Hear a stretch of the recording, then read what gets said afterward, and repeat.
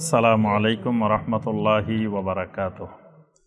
এটা হলো সূক্ষ্ম ভ্রান্ত আকীদা, মারাত্মক ভ্রান্ত আকীদা। সেটা হলো ইসলামকে, ইসলামের এলেমকে, ইসলামের জ্ঞানকে চারটি ভাগে বা প্রধানত দুইটি ভাগে ভাগ করা।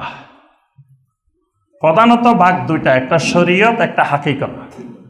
যে ইসলামটাকে এভাবে ভাগ করে নেওয়া যে এটা শরীয়তি, এটা মারেফতি, এটা শরীয়ত, এটা হাকিকত, এইভাবে দুই ভাগে ভাগ করা। এই বিভাজনটা, এই বিভক্তির বিশ্বাসটাই একটা শিরকি, কুফরি, ঈমান হারানোর বিশ্বাস। এবং এই বিশ্বাস থেকে শুরু হয়ে প্রথম সূচনা এই বিশ্বাস থেকে, এরপরে এটার বিশাল ঢালপালা মেলে আপনাকে আমাকে আরও যে কত শিরকের মধ্যে, বেদাতের মধ্যে ডুবাই দিবে, আপনি আমি এটা টেরও পাবেন না। এজন্য মানে প্রথম মূল পয়েন্ট যেটা আমরা বলতেছি সেটা হলো, এটা হবে আশ-শরিয়া ওয়াল হাকিকা, মানে শরীয়ত এবং হাকিকত। এটা বুঝলে হবে যে ইসলামকে এই দুই ভাগে ভাগ করা, যে শরীয়ত এবং হাকিকত। এরপরে কেউ কেউ আপনার এটাকে চার ভাগেও ভাগ করে আমাদের দেশে, বলে যে আপনার এটা শরীয়ত, এটা তরিকত, এটা মারেফত, এটা হাকিকত। বলে যে আপনি এখন শরীয়তের মধ্যে আছেন, আপনার এখন তরিকত ধরা লাগবে। তরিকত না ধরলে আপনার নাজাত নাই, তরিকত ধরা লাগবে। তরিকত থেকে আপনাকে মারেফতের স্তরে উন্নীত হইতে হবে, মারেফতের স্তর থেকে আপনাকে হাকিকতের স্তরে পৌঁছতে হবে। আর হাকিকতের স্তরে যখন পৌঁছবেন তখন আপনার স্তরটা ভিন্ন এক জায়গায় চলে যাবে। তখন আপনি আর সাধারণ মানুষ না, তখন আপনি এক ব্যতিক্রমধর্মী মানুষ। আপনার উপরে তখন শরীয়তের বিধিবিধান আর প্রযোজ্য হবে না, কারণ আপনি আল্লাহর সাথে ফানা হয়ে গেছেন, আল্লাহর মধ্যে বিলীন হয়ে গেছেন, পানা হয়ে গেছেন। তা আল্লাহ আপনার ভিতরে ঢুকে গেছে, আপনি আল্লাহর মধ্যে ঢুকে গেছেন। তা আপনি ইবাদত করবেন কার জন্য? আপনি তো নিজেই আল্লাহ, আর ইবাদত করবেন কার জন্য? মানে আরো শত শত কুফরি, শিরকি আকীদার মধ্যে আপনি ডুবে যাবেন যখনই আপনি এই বাগটার মধ্যে ঢুকে যাবেন। মূলত আহলুস সুন্নাহ ওয়াল জামাতের মতে ইসলামের এইরকম কোনো বিভক্তি কোরআন সুন্নাহর মধ্যে কোথাও নাই। এবং যেটা শরীয়ত সেটাই হাকিকত, সেটাই মারেফত, সেটাই তরিকত। মানে শরীয়তটাই ইসলামের মূল ভিত্তি, মূল ফাউন্ডেশন। শরীয়তের বাহিরে অর্থাৎ শরীয়তের ভিতরেই আছে হাকিকত, শরীয়তের ভিতরেই মারেফত, শরীয়তের ভিতরেই তরিকত। শরীয়ত থেকে বিচ্ছিন্নভাবে তরিকত, মারেফত, হাকিকত নামে আলাদা কোনো জিনিস নাই। যেগুলো আছে এগুলা মানুষের বানানো, এগুলা ইবলিস মানুষের কাছে ওহী করেছে। ইবলিস মানুষের কাছে ওহী করে, ওয়া ইন্নাশ শায়াতিনা লা ইউহুনা ইলা আউলিয়াইহিম, শয়তান তাদের আউলিয়াদের কাছে ওহী করে, ইলহাম করে। শয়তান এই সমস্ত শাস্ত্রের, এই সমস্ত বিষয়ের আস্তে আস্তে স্তরে স্তরে এগুলো আবিষ্কার করা। এজন্য কোরআন সুন্নাহর মধ্যে শরিয়ার বাহিরে আর কোনো এলেম, কোনো আকীদা, কোনো আমল আর কিছু নাই। সব কিছু শরীয়তের মধ্যেই ঢুকানো আছে। আচ্ছা, এখন আসি যারা বলেন যে এটা দুই ভাগে বিভক্ত, তারা কিভাবে ভাগ করেন আগে তাদের বিভাজনটা শুনি। তারা বলেন যে শরীয়তটা হলো হিয়া মাজমুআতুল আহকামিল আমালিয়া আত তাকলিফিয়া, আই মা ইউসাম্মা বিল ফিকহিল ইসলামী। তারা বলেন যে শরীয়তটা হলো যে একজন ব্যক্তির উপরে যে আমলগুলো করা জরুরি, যে আমলগুলো করা বাধ্যতামূলক, এইরকম শরীয়তের আমলগুলো, বিধিবিধানগুলো যেইখানে বর্ণিত হয়, যেই এলেম দ্বারা জানা যায়, ওই এলেম শরীয়তের এলেম। এবং এটাকে বলা হয় ফিকহুল ইসলামী, মানে ফিকহ, ইসলামী ফিকহ। তারা বলেন যে ফিকহটা হইল শরীয়ত। আর ওয়াল হাকিকা হিয়া মা ওয়ারা হাজিল আহকাম মিন ইশারাত ওয়া আসরার। তারা বলেন যে হাকিকতটা হলো ওই শরীয়তের আহকামের ভিতরে, শরীয়তের হুকুম আহকামগুলো পালন করতে গেলে এর ভিতরে আরও কিছু জিনিস জরুরি। ওই জিনিসগুলো যে এলেমের মাধ্যমে জানা যায় সেই এলেমের নাম হাকিকত। এই জন্য তারা বলেন যে ফাল ফুকাহা ইউআল্লিমুনা নাস আরকানাস সালাহ ওয়া সুনানাহা, যে ফকিরা মানুষকে, যারা শরীয়তের জ্ঞানী তারা মানুষকে শিখায় সলাতের রোকন, সলাতের সুন্নত, সলাত কেমনে আদায় করবে এগুলো শিখায়। আর ওয়াসুফিয়া ইয়াহতাম্মুনা বিআমালিল কুলুব মিনাল মাহাব্বা ওয়াল খাশিয়া, আর তাসাউফ চর্চার মাধ্যমে মানুষকে অন্তরের আমলগুলো শেখানো হয়। অর্থাৎ সলাত আদায়ের সময় আল্লাহর সাথে মহাব্বত, আল্লাহর ভয়, এই জিনিসগুলো শেখানো হয় হাকিকতের এলেমের মাধ্যমে। এই কারণে তারা এলেমকে দুই ভাগে ভাগ করছেন, যে একটা শরীয়তের এলেম আর একটা হাকিকতের এলেম। আচ্ছা, এটা হলো এক শ্রেণীর বিভাজন। আরেক শ্রেণী বলে যে না, এটাও ঠিক না। ইন্না হাযিহিল আহকাম লিআওয়ামিল মুসলিমিন, যে শরীয়তটা, ফিকহটা হলো আম মুসলমানের জন্য, সাধারণ মুসলমানের জন্য, যার এখনো আকল সম্পন্ন হয় নাই, যার অন্তর এখনো আপনার উঁচু স্তরে উপনীত হওয়ার মতো পর্যায়ে উপনীত হয় নাই, এইরকম সাধারণ মানুষ যারা, সাধারণ মুসলমান যারা, এদের জন্য আপনার শরীয়ত। আর এরা হলো মানে শাকলি আবাদত করবে, মানে এরা বাহ্যিক আপনার অঙ্গ প্রত্যঙ্গ নড়াচড়া করবে, সলাতের মধ্যে যে রুকু করবে, সেজদা করবে, দাঁড়াবে, তারপরে সিয়াম পালন করবে, সারাদিন উপবাস থাকবে, এই যে বাহ্যিক আবাদতের রূপরেখা, এইগুলা করবে সাধারণ মুসলমান। আর যারা এগুলা করার পরে আল্লাহ সুবহানাহু ওয়া তাআলার সাথে যাদের সরাসরি তাআল্লুক হয়ে গেছে, তারা আর শরীয়তের মধ্যে, এগুলোর মধ্যে সীমাবদ্ধ থাকবে না, তারা আরো ঊর্ধ্ব জগতে চলে গেছে। এখন তাদের জন্য আর এগুলোর চর্চা করার দরকার নেই। তারা বলে যে আপনার ডাক্তারদের মধ্যে সব ডাক্তার ইন্টার্নি করে না, ইন্টার্নি ডাক্তার আলাদা, বিশেষজ্ঞ ডাক্তার আলাদা। ইন্টার্নি ডাক্তার হলো যারা মাত্র MBBS শেষ করছে, পড়াশোনা করছে, এখন প্র্যাকটিক্যাল ময়দানে তারা আসছে, এখন তারা ডাক্তারদের সহযোগী হিসাবে থাকবে, এখানে রুগী দেখবে, দেখতে দেখতে তাদের একটা অভিজ্ঞতা হবে। আর বিশেষজ্ঞ ডাক্তার যারা, তাদের তো আর এরকম করার দরকার নাই, তারা তো এগুলো স্তর অতিক্রম করি, তারা এখন আপনার কেউ মেডিসিন বিশেষজ্ঞ, কেউ হার্টের বিশেষজ্ঞ, কেউ নিউরোলজির বিশেষজ্ঞ, বড় বড় হয়ে গেছে। সুতরাং এই যে যারা বড় হয়ে গেছে, এরা হাকিকতের এলেম পাই গেছে। আর যারা এখনো ইন্টারনেটের মধ্যে আছে, এরা শরীয়তের মধ্যে আছে। এই জন্য যারা এরকম নিয়মিত নামাজ পড়ে, নিয়মিত ইবাদত বন্দেগী করে, আমল করে, এরা শরীয়তে আমল করে। আর এরা হাকিকতের রহস্য এরা বুঝবে না। হাকিকতের রহস্য এই সাধারণ মানুষগুলা বুঝবে না। হাকিকতের রহস্য অনেক উপরে, কারণ হাকিকতের রহস্যে আপনি সিয়াম পালন করা লাগে না, সে তো সব সময় তার মাসুকের শরাব পান করতে থাকে, সে আর সিয়াম পালন করবে কেমনে? সে তো আশেক মাসুকের খেলা খেলতে থাকে, আর সেই সব সময় এশকের শরাব সেই পান করার মধ্যে ডুবে থাকে।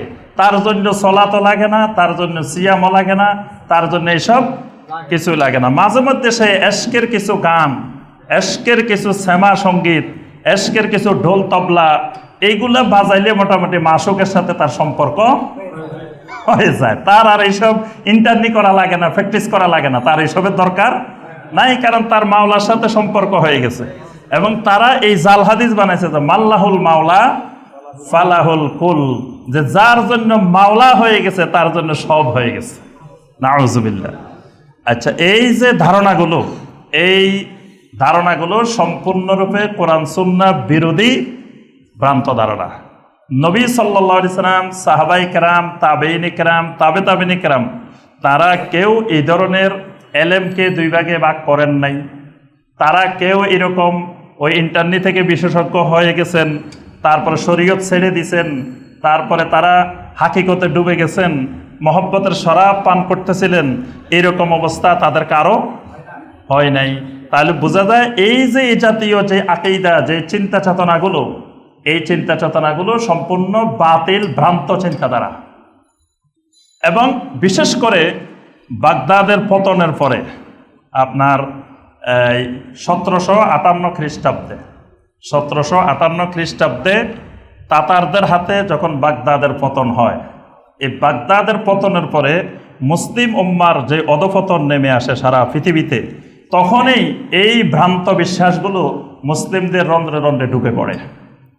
এর আগ পর্যন্ত যখন মুসলিমদের ভিতরে এলমে হাদিসের চর্চা ছিল, তাফসিরের চর্চা ছিল, ফিকহের চর্চা ছিল, তখন এই জাতীয় শিরকি কুফরি বাতিল চিন্তাধারাগুলো মুসলিমদের মধ্যে ঢুকে নাই। কারণ তখন আইম্মায়ে কেরাম, বড় বড় মুহাদ্দিসিনে কেরাম তারা জীবিত ছিলেন, তাদের এলেমের চর্চার ধারাবাহিকতা ছিল। কিন্তু তাতারদের বাগদাদ আক্রমণের পরে বিশেষ করে মহা বিপর্যয় মুসলিম উম্মার উপরে নেমে আসে। এই বিপর্যয়ের পর থেকে আস্তে আস্তে মুসলিমদের মধ্যে, বিশেষ করে তুর্কি, ইরান এবং আমাদের এই ভারতীয় উপমহাদেশ, এই অঞ্চল জুড়ে এই ধারণাগুলোর বিস্তার ব্যাপক আকারে ঘটতে থাকে।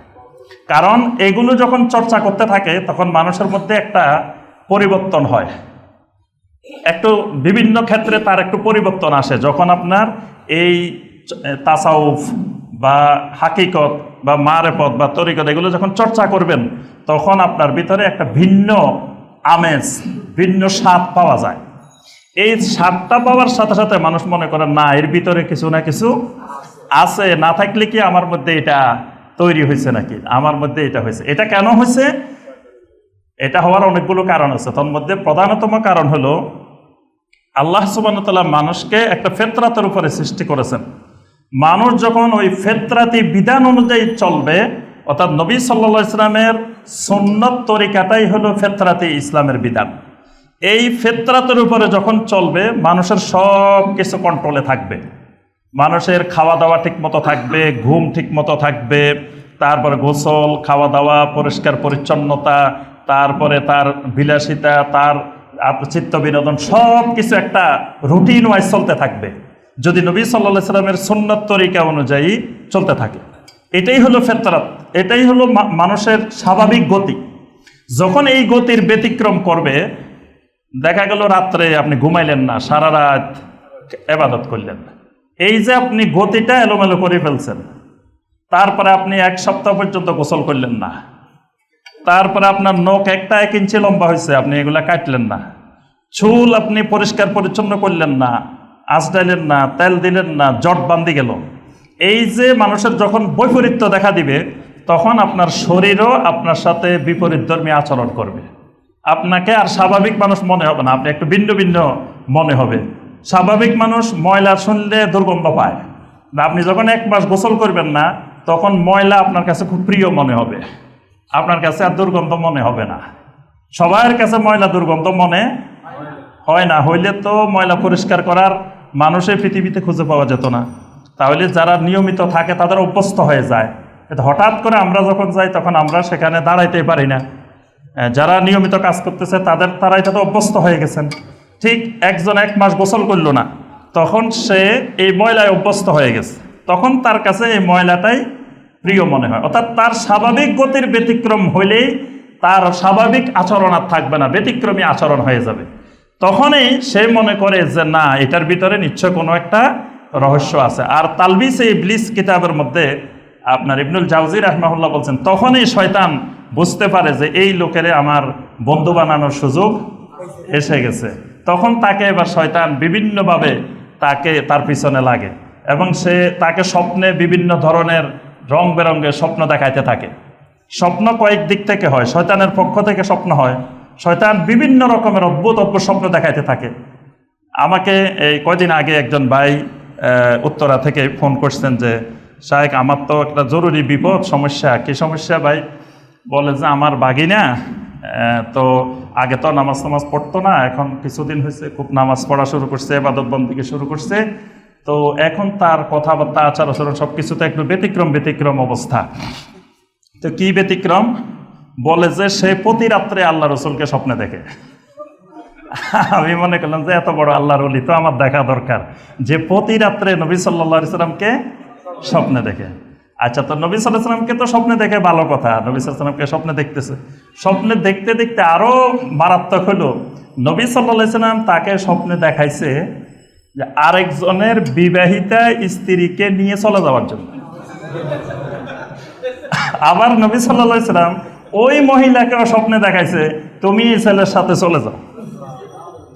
নবী সাল্লাল্লাহু আলাইহি ওয়াসাল্লামের ভয়াবহ স্বপ্ন। আল্লাহ রসুলের আর কোনো কাজ নাই, নবী সাল্লাল্লাহু আলাইহি ওয়াসাল্লাম এদের দুইজনের স্বপ্নে দেখাইতেছেন। নাউজুবিল্লাহ, প্রতিদিন স্বপ্নে দেখতেছে তাও। আচ্ছা, যাই হোক, সে অনেক লম্বা ঘটনা, আমার সাথে দেখা হয়েছে পরবর্তীতে। তো এই যে মানে সে নবী সাল্লাল্লাহু আলাইহি ওয়াসাল্লামকে স্বপ্নে দেখতেছে, আল্লাহ রসুল তাকে এটা বলতেছে, আসলে বাস্তবে শয়তান তাকে ধরছে। শয়তান পাইছে যে রে আমার বন্ধু বানানো সহজ, এটার নাম তালবিস ও ইবলিস। নবী সাল্লাল্লাহু আলাইহি ওয়াসাল্লামের আকৃতি, নবী সাল্লাল্লাহু আলাইহি ওয়াসাল্লামের বাস্তব রূপ শয়তান ধারণ করতে পারে না। নবী সাল্লাল্লাহু আলাইহি ওয়াসাল্লাম বলছেন, ফাইন্নাহু লা ইয়াতামাসসালু বি, শয়তান কোনোদিনও আমার সূরত ধারণ করতে পারে না। কিন্তু আরেকজনের সূরত তো শয়তান ধারণ করতে পারে। ধারণ করে আপনাকে স্বপ্নে গিয়ে বলতে পারে যে আমি মুহাম্মদ সাল্লাল্লাহু আলাইহি ওয়াসাল্লাম, আমি আল্লাহ রাসূল বলতে পারে। আরেকজনের সূরত আপনি তো জানেন না নবী সাল্লাল্লাহু আলাইহি ওয়াসাল্লাম কেমন আকৃতির, আপনার সেই সামাইলের জ্ঞানে নেই, তা আপনি বুঝবেন কেমন আপনি কাকে দেখছেন, শয়তানকে দেখছেন না আল্লাহ রাসূল সাল্লাল্লাহু আলাইহি ওয়াসাল্লামকে দেখছেন? তখনই শয়তান এদেরকে নবী সাল্লাল্লাহু আলাইহি ওয়াসাল্লামকে স্বপ্নে দেখছে মনে করি বিভিন্ন রকমের বিভিন্ন কিছুর দিকে নিয়ে যায়। তা আমি যে কথাটা বলতেছিলাম, স্বাভাবিক আচরণের ব্যতিক্রম করে যখন কেউ এগুলো চর্চা করতে থাকে, তখনই শয়তান তাকে পেয়ে আস্তে আস্তে বিভিন্ন ভ্রান্ত রাস্তার দিকে নিয়ে যায়। আচ্ছা, এরপরে আবার এরা থেমে থাকে না, যারা এরকম দুই ভাগে ভাগ করছে শরীয়ত হাকিকত, তারা আবার বলে যে কোরআনে কারিমেরও দুটা দিক আছে, জাহেরি কোরআন, বাতেনি কোরআন। এবং জাহেরি কোরআনের চাইতে নাকি বাতেনি কোরআনের আয়াত অনেক বেশি। জাহেরি তো মাত্র ৬,০০০ কয়টা আয়াত, আর বাতেনি নাকি ৯০,০০০ আয়াত আছে। তা আমাদের এই এক ভাই এখানের আপনার এই গাজীপুরের কাপাসিয়ার, তো ওই ভাই তার চতুর্পাশে সবাই বলতেছে, মিয়া তোমরা যে কোরআন মানো এই কোরআনের মাত্র ৬,০০০ আয়াত, আমরা যে কোরআন মানি এটা বাতেনি কোরআন ৯০,০০০ আয়াত। তো ওই ভাই তাদেরকে একদিন বলছে, ভাই আমারে ওই ৯০,০০০ থেকে একটা আয়াত বলো না, ৯০,০০০ দরকার নাই, তোমাদের এই বাতেনি থেকে একটা আয়াত বলো। তারা আর বলতে পারে না। তা আমার জাহেরি তো ৬,০০০-এর উপরে যেগুলো আছে, আমারে কয়টা বলতে বলো, সব বলতে পারবো, সব আমার হাতে আছে, কালবে আছে, সব জায়গায় আছে।